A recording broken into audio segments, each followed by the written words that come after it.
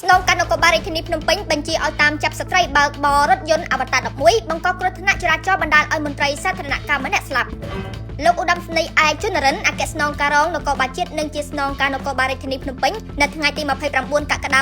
2026នេះបានបញ្ជាឲ្យកម្លាំងនគរបាលជំនាញបើកប្រតិបត្តិការតាមស្វែងរកនិងឃាត់ខ្លួនស្ត្រីម្នាក់ដែលជាអ្នកបើកបររថយន្តបង្កគ្រោះថ្នាក់ចរាចរណ៍បណ្ដាលឲ្យមន្ត្រីសាធារណកម្មម្នាក់ស្លាប់ហើយបានរត់គេចខ្លួនពីកន្លែងកើតហេតុតាមព័ត៌មានពីសមត្ថកិច្ចម្ចាស់រថយន្តត្រូវបានស្គាល់អត្តសញ្ញាណឈ្មោះសាមមីជូភេទស្រីអាយុ27ឆ្នាំមានអាសយដ្ឋានផ្ទះលេខ 789K ផ្លូវលេខ1800ភូមិទល់កកភូមិទល់កកសង្កាត់ទួលសង្កែខណ្ឌរិស័យកែវរាជធានីភ្នំពេញសូមបញ្ជាក់ថាគ្រោះថ្នាក់ចរាចរណ៍ដ៏រន្ធត់នេះបានកើតឡើងនៅវេលាម៉ោង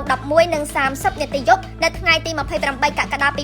2026តាមបណ្ដោយផ្លូវលេខ1003ស្ថិតនៅក្នុងសង្កាត់ក្មួយខណ្ឌសែនសុខរាជធានីភ្នំពេញរថយន្តស៊េរីម៉ាកទំនើបអវតារ11ពាក់ស្លាកលេខកម្ពុជា VC 8989បានបើកវ៉ាចែងចូលកន្លងផ្លូវម្ខាងទៀតមុនជ្រុលទៅបុកម៉ូតូម៉ាក Honda Scoopy ពាក់ស្លាកលេខភ្នំពេញ 1XL 4247ដែលកំពុងធ្វើដំណើរបញ្ច្រាស់ទៅគ្នាបណ្ដាលឲ្យអ្នកជិះម៉ូតូស្លាប់ភ្លាមៗនៅកន្លែងកាត់ហេតុឯតាមអត្តសញ្ញាណប័ណ្ណដែលសមត្ថកិច្ចរកឃើញនៅកន្លែងកាត់ហេតុជនរងគ្រោះមានឈ្មោះគួចលឹមហានអាយុ35ឆ្នាំមានស្រុកកំណើតនៅឃុំខ្ចៅសង្កាត់កងមាសស្រុកកងមាសខេត្តកំពង់ចាមនិងជាមន្ត្រីបម្រើការងារនៅមន្ទីរពិសោធន៍សំណង់និងសាធារណការក្រៅកាត់ហេតុកម្លាំងជំនាញនៃស្នងការដ្ឋាននគរបាលរាជធានីភ្នំពេញបានចុះពិនិត្យវាស់វែងទីតាំងនិងយករថយន្តទាំងម៉ូតូទៅរក្សាទុកដើម្បីបន្តនីតិវិធីតាមផ្លូវច្បាប់ករណីនេះកំពុងទទួលបានការចាប់អារម្មណ៍និងចែករំលែកយ៉ាងទូលំទូលាយនៅលើបណ្ដាញសង្គមគណៈមហាជនទទូចឲ្យសមត្ថកិច្ចស្វែងរកនិងចាប់ខ្លួនអ្នកបើកបររថយន្តបង្កមកផ្ដន្ទាទោសតាមច្បាប់ឲ្យឆាប់រហ័សបាទឥឡូវនេះឃើញពេលបាទសមត្ថកិច្ចបាទអូកែម៉ូតូមានទាំងដោះគោមានទាំងសម្ភារៈមិនដឹងថាទិញឲ្យគោនេះក៏ក្មួយទេពេលអ្នកឃើញហេតុការណ៍បញ្ជាក់ថានារីស្រស់ស្អាតបើករថយន្តអវតារខាងលើនេះវ៉ាជេងម៉ូតូ4ទៅ5គ្រឿងរហូតដល់បុកជាមួយនឹងម៉ូតូ Mazda 2ដែលជិះស្រោបមកបណ្ដាលឲ្យភាគីម៉ូតូស្លាប់បាត់បង់ជីវិតទាំងមាននំមានដោះគោមិនដឹងថាដឹកឲ្យគោនេះក៏ក្មួយនោះទេពេលនៅក្បែរនឹងផ្សារទំនើប Eon 2ផ្ទាល់តែម្ដងអញ្ចឹងបើឃើញហេតុការណ៍គ្រោះថ្នាក់ចរាចរណ៍នឹងយ៉ាងម៉េចដែរបងមិញបើតាមខ្ញុំឈរនៅហ្នឹងបងបាទបាទទៅគាត់ស្រោបពីខាងស្ដាំនេះត្រូវបើគាត់ហើយបាទបាទស្រោបផ្លូវគាត់ឲ្យឡានគាត់មកលឿនលឿនចេញស្តុបមកទៅក្នុងឡាននេះតែទុកលឿនណាស់អូគាត់វ៉ាចេញខាងគាត់មកចូលប្រឡងគេវាយគេគាត់វាយគេឡានហ្នឹងបងគាត់វ៉ាម៉ូតូវាយអូវ៉ាម៉ូតូផ្សេងអញ្ចឹងបាទវ៉ាម៉ូតូបុកគាត់ delivery បាទអញ្ចឹងក៏វ៉ាមកជ្រុលបុកជាមួយនឹងម៉ូតូខាងជនខ្លួនអញ្ចឹងទៅបាទស្កូពីនឹងម៉ាត់ហត់មើលទៅលបឿនតែបងស្មានមើលទៅហ្មងបងលឿនបងលឿនណាបងលឿនហុយអត់ខំកៅឡើងដល់កៅឡើងអូហើយផ្លូវប៉ុណ្ណេះហ្នឹងបាទអី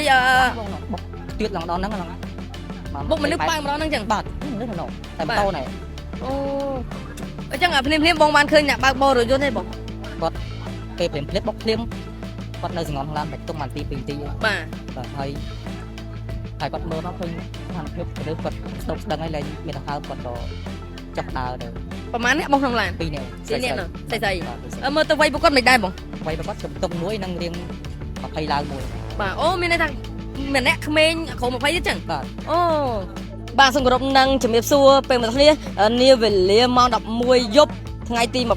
28ខែកក្កដាឆ្នាំ2026នេះមានករណីដ៏រន្ធត់មួយបានកើតឡើងដែលយើងទទួលបានព័ត៌មាននៅជុំវិញកន្លែងកាត់ហេតុបានដឹងថាមាននារីស្រស់ស្អាត2នាក់បើករថយន្តស៊េរីទំនើបម៉ាកអវតារមួយគ្រឿង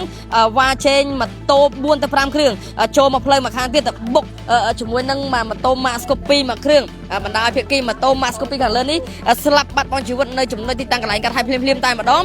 ដែលស្ថិតនៅតាមបណ្ដោយនឹងផ្លូវ1003ក្បែរនឹងផ្សារទំនើប Eon 2ដែលនៅក្នុងសង្កាត់ក្មួយខណ្ឌសែនសុខរាជធានីភ្នំពេញបាទហើយឥឡូវជនគ្រោះគឺបានស្លាប់បាត់បង់ជីវិតនៅកន្លែងកាត់ហេតុតែម្ដងហើយអ្នកបើកបររថយន្តយើងទទួលបានថាក៏បានរត់គេចខ្លួនពីកន្លែងកាត់ហេតុផងដែរពេលមកទៀតបាទហើយចំណែកម៉ូតូគឺយើងឃើញគឺរងការខូចខាតបាទយ៉ាងដំណំតែម្ដងនៅផ្នែកខាងមុខបាទហើយបាទម៉ូតូគឺពាក់ស្លាកលេខភ្នំពេញ 1XL 4247ពេលមកនេះជាស្លាកលេខម៉ូតូជនគ្រោះឥឡូវនេះយើងទៅធ្វើការសាកសួរនៅជុំវិញកន្លែងកាត់ហេតុទាំងអស់គ្នាបាទពេលមកនេះឥឡូវនេះបាទរថយន្តសមុយបានមកដល់ចំណុចទីតាំងបាទកន្លែងកាត់ហេតុនេះនឹងធ្វើការពិនិត្យមើលទៅលើជនគ្រោះបាទព្រោះតែស្ថានភាពប្រកបគឺបាទធ្ងន់មែនតើបាទគឺធ្ងន់មែនតើនេះពេទ្យនឹងមកធ្វើការពិនិត្យទៅលើជនគ្រោះបាទដែលបុកជាមួយនឹងរថយន្តស៊េរីទំនើប បាទហើយព័ត៌មានបន្តទៀតយើងនឹងធ្វើការជំរាបជូនឥឡូវនេះខាងពេទ្យគាត់នឹងធ្វើការបណ្ឌិតមើលសិនពេលនេះបាទជើងថាបបត់ចូលបាទគាត់បាទស្លាប់បាទគ្រូអូពេលចាំគាត់បាទជំនួសបានស្លាប់ហើយបងបាទបន្តជំនួសគឺពាក់ស្លាកលេខភ្នំពេញ 1XL 42 47បាទជាស្លាកលេខម៉ូតូហើយផ្នែកខាងមុខក៏បុកចំពីមុខពេញដំហឹងតែម្ដងពេលនេះបុកចំពីមុខបាទម៉ូតូបាទជាមួយនឹងរថយន្តពេញដំហឹងតែម្ដងពេលនេះយើងឃើញទេបាទហើយភ្លាមនោះអ្នកបើកបររថយន្តដែលយើងយកតាមព័ត៌មានគឺនារីវ័យក្មេង2នាក់ពេលនេះតែបានបើករថយន្តវ៉ាជេអញ្ចឹងបុកជាមួយនឹងម៉ូតូបណ្ដាជនរងស្លាប់ភ្លាមនៅចំណុចទីតាំងកន្លែងកើតហេតុបាទនេះពេលមកទៅបាទរថយន្តបាទអវតារឮថាបើកបរដោយនារីបាទវ័យក្មេងនិងស្រស់ស្អាត2នាក់ពេលនេះដែលបុកបាទដែលវ៉ាបាទជេងប្រឆាំងមកបុកជាមួយនឹងម៉ូតូជនគ្រោះម៉ាស្កូពីដែលបណ្ដាឲ្យជនគ្រោះស្លាប់ភ្លាមតែម្ដងខណៈដែលម៉ូតូរបស់គាត់ហ្នឹងមានដោះគោ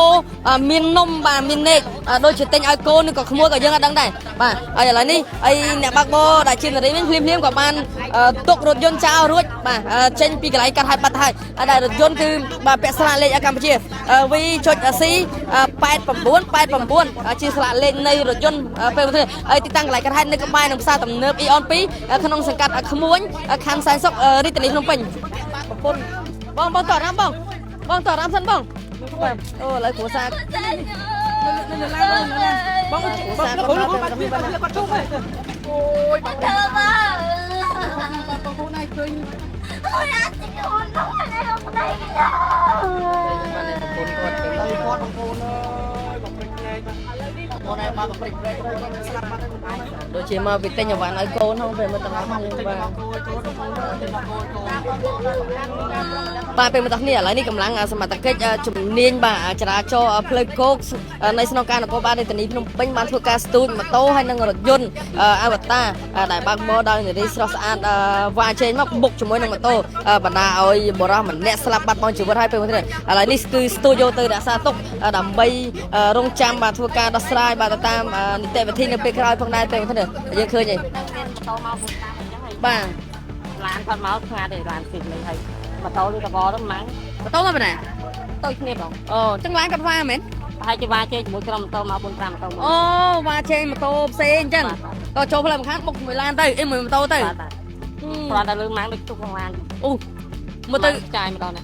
អូបើលឺខ្លាំងអញ្ចឹងលឺខ្លាំងបាទហើយចុះអ្នកបើកបររថយន្តហ្នឹងស្រីប្រុសដែរបងស្រី2នាក់ក្មេងនេះក៏ច្រៀងចំណាស់ដែរបង3ខែជា20ស្ដាង20ស្ដាងទេក្មេងទេចឹងក្មេងទៅអូភ្លាមហ្នឹងម្ចាស់ឡានហ្នឹងគាត់អ្នកបានទៅណាបាត់ដែរបងគ្រាន់តែគាត់ឈប់បានមកផ្លេតពេលបានហើយអត់ទេគ្រាន់តែឈប់ឡានដឹងថាឃើញមើលទៅគេស្ងាត់មាត់ចឹងចង់លើឡានដើរទៅទៅណាវិញអូដើរទៅខាងនោះវិញអូចឹងបើឃើញហ្នឹងគឺអ្នកស្រីអ្នកបើកចឹងឡានហ្នឹងណាបងណាអូចឹងគាត់បានជេញមកចូលផ្លូវមួយខាងទៀតបុកមួយម៉ូតូហ្នឹងទៅហើយជនខ្លួនភ្លាមគាត់ស្លាប់ភ្លាមឬក៏យ៉ាងម៉េចបងគាត់ទៅលើកឃើញទៅខ្ញុំឃើញតែម៉ូតូចាយទៅដល់នោះហើយបែរមកឃើញអត់មានលេខអីក្នុងក្រាបបងប្រហែលជាប្រហែលនាទីហ៎បងគាត់ថា2-3នាទីអីបងអាហ្នឹងគ្រាន់ថាខ្ញុំមើលមកក៏មើលមកណេះឃើញម៉ូតូពីទៅឆ្ងាយទៅបាទអរគុណច្រើនចឹងបងអរគុណបាទ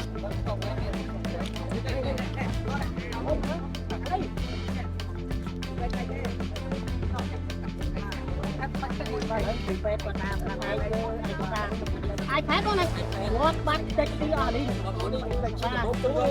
mà ai phép con tịch ra bố ơi đưa nó tịch trong nhau đâu phải đâu biết là tặng nhà đây trong các anh nhận đồ của anh tịch bằng con mà chú sắp của má đưa nó tịch qua lý nhé nè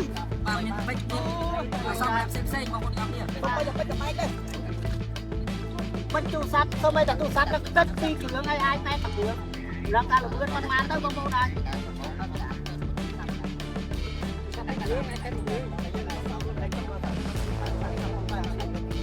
lót miếng là tặng nhà nó nắng cái bông này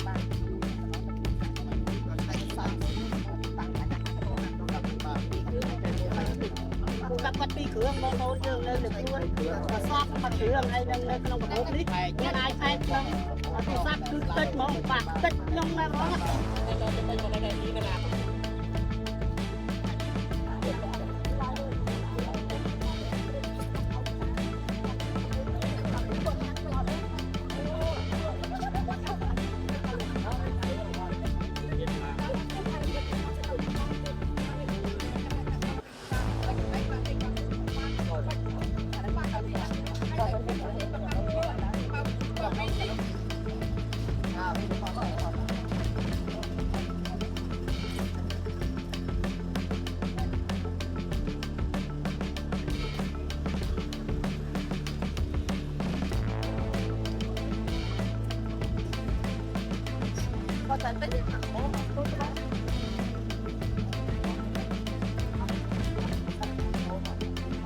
បាទពេលមកថ្ងៃឥឡូវនេះរថយន្តបានរីដែលបើកបោកបុកជាមួយនឹងម៉ូតូឥឡូវស្ទើរដាក់លើបាទរថយន្តបាទស្ទួយហើយដើម្បីយកទៅបាទរាជអាល័យចរាចរណ៍ជើងគោកនៃស្នងការនគរបាលរាជធានីភ្នំពេញរងចាំធ្វើការដោះស្រាយបាទទៅតាមបាទនីតិវិធីចំណែកសពវិញខាងសមត្ថកិច្ចនឹងធ្វើកំណត់ហេតុបកគលឲ្យក្រុមគ្រួសារសាច់ញាតិយកទៅធ្វើបុណ្យតាមប្រពៃណីពេលមកដល់គ្នាបាទហើយការដោះស្រាយនឹងពេលក្រោយបាទខាងសមត្ថកិច្ចបាទក៏នឹងធ្វើការបាទវាស់វែងដើម្បីរងចាំធ្វើការដោះស្រាយនៅពេលក្រោយហើយចំណុចទីតាំងកន្លែងកាត់ហេតុនេះនៅតាមបណ្ដោយនឹងផ្លូវ1003ក្បែរនឹងផ្សារទំនើប Eon 2ដែលនៅក្នុងសង្កាត់ក្មួយខណ្ឌសែនសុខរាជធានីភ្នំពេញបាទហើយប្រភពព័ត៌មានដែលយើងទទួលបាននោះគឺដូចយើងបានរៀបតាំងពីដើមវីដេអូអញ្ចឹងបាទដែលគ្រោះថ្នាក់ចរាចរណ៍នេះគឺរន្ធត់មែនតើបាទឥឡូវនេះអរគុណបាទឥឡូវនេះអរគុណពេលមកបានចូលទស្សនាខ្ញុំបាទនឹងជាមួយនឹងក្រុមការងារសូមបញ្ចប់បិទវីដេអូនៅត្រឹមនេះរកកំហុសខ្វះខាតសូមពេលមកមេត្តាខន្តីមេទោសដល់ខ្ញុំបាទរួមជាមួយនឹងក្រុមការងារអរគុណខ្ញុំបាទនឹងជាមួយសូមបញ្ចប់បិទវីដេអូនៅត្រឹមនេះអរគុណ